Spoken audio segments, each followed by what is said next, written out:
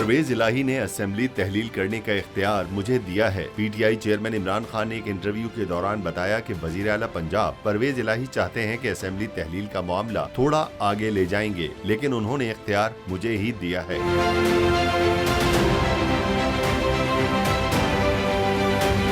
साबिक वजीर आजम ने कहा कि हम असेंबलियां दिसंबर में ही तहलील करेंगे। जैसे ही असेंबलियां तहलील होंगी तो 48 दिन बाद निगरान हुकूमत आ जाएगी। मुल्क की इकोनॉमी मुसलसल नीचे की तरफ जा रही है। मईशत अगर ऊपर उठानी है तो इलेक्शन से मुल्क में इस्तेहकाम आएगा। चेयरमैन तहरीक इंसाफ ने कहा कि उनकी सबसे बड़ी कोशिश मुझे डिस्क्वालीफाई करना है। इलेक्शन कमीशन के पास हथियार है। ये चाहते हैं नवाज शरीफ के केसेस खत्म और मुझे नाअहल किया जाए। इनको मुल्क की कोई फिक्र नहीं है। अगर डॉलर ऊपर जाता है तो उनको फायदा होता है, के अरबों डॉलर बाहर हैं।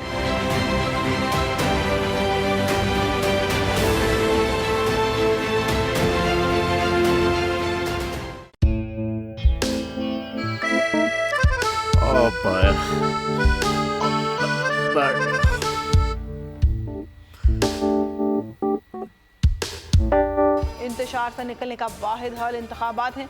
हकीकी आज़ादी मार्च आज रवा। खसम आयत के मुताबिक अगर आप उसको ये रिपोर्ट दे दे तो मैं आपको 3-4 सीटें दे दूंगा। मौलाना खान साहब वो जो रिपोर्ट हमें दे दे और वो जो नीली बिल्ली चैनल है वो लगाए।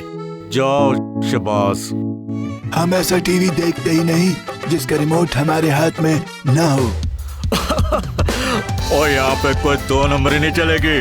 और हम कोई गुलाम है जो आप रिमोट मांगे हम दे दें? Absolutely not. यहाँ पे सिर्फ पाकिस्तान का नंबर 1 चैनल चलेगा, बोल, जो हकीकी सहाफत की जंग लड़ रहा है। पाकिस्तान के लिए कोई और नहीं, सिर्फ बोल खड़ा है। आप सब भी बोल देखें।